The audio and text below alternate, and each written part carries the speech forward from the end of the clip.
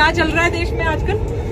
जंतर मंतर पे हम लोगों प्रोटेस्ट कर रहे हैं पिछले 25 दिन से, और काफी बच्चे, अराउंड 30 बच्चे भूख हड़ताल पे हैं, और जो हमारे सोनम वांगचुक जी हैं वो भी भूख हड़ताल पे हैं। तो ये किस वजह से हम कर रहे हैं वहाँ पे? ये इसलिए कर रहे हैं क्योंकि हमारे यहाँ पे नीट का पेपर और बहुत सारे पेपर लीक हो चुके हैं। कम से कम पिछले 8 साल में 85 से ज्यादा, यानी कि 85 एग्जाम से ज्यादा लीक हो चुके हैं। और लीक का मतलब ये है कि वो बेचे जा चुके हैं, बेसिकली वो पैसों में खरीदे जा चुके हैं। तो अगर हम चाहते हैं कि एजुकेशन सिस्टम सुधरे और अकाउंटेबिलिटी ले, जो लोग बैठे हैं शिक्षा व्यवस्था को देख रहे हैं, जिनके बस के नहीं हो रहा है कि वो एग्जाम सही से कंडक्ट करा सके, हमें उनका रेजिग्नेशन चाहिए।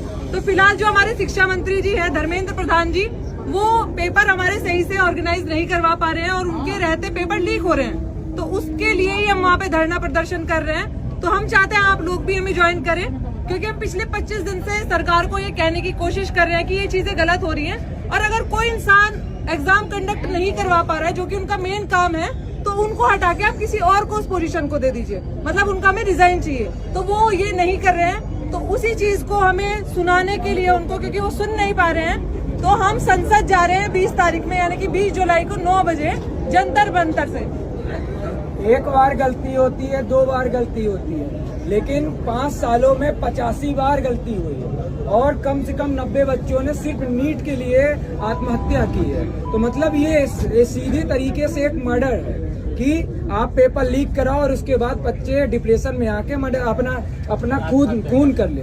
खुदकुशी कभी खुशी से नहीं होती है, सही सिर्फ और सिर्फ टेंशन की वजह से होती है, उस शोर की वजह से होती है जो उसके सर में चल रहा होता है। और 16 और 17 साल के बच्चों से आप क्या समझते हैं कि वो कितना प्रेशर झेल सकते हैं? अब आप एक चीज सोचो ना, हम लोग क्या कर सकते हैं? हम सिर्फ एग्जामिनेशन की तैयारी कर सकते हैं। हमारे माँ बाप अपनी जमा पूंजी हमारे ऊपर लगा सकते हैं, वो उन्होंने किया।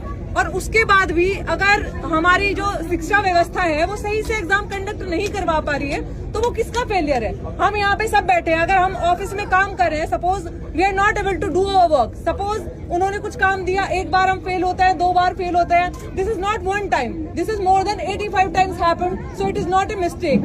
ये मिस्टेक है ही नहीं है, ये आपकी आदत बन चुकी है कि आप उस चीज को रिपीट करते जा रहे हैं। तो उस चीज की जवाबदेही तो आपकी बनती है, बिल्कुल बनती है। और बच्चे आप यहाँ पे सुसाइड कर रहे हैं, क्या बच्चे सुसाइड करने के लिए बने यहाँ पे? और सिर्फ इस कारण की वजह से कि उनका पेपर सही से नहीं आप कंडक्ट करवा सकते, तो इसकी जवाब सर 10 बनेगा लोगों के अंदर। जैसे फॉर एग्जाम्पल मैं हूँ, बहुत छोटी डिमांड है सर बिल्कुल सही है। घुमा रहे हैं, इतनी सी बात के लिए घुमा रहे हैं, उसको लग रहा है बहुत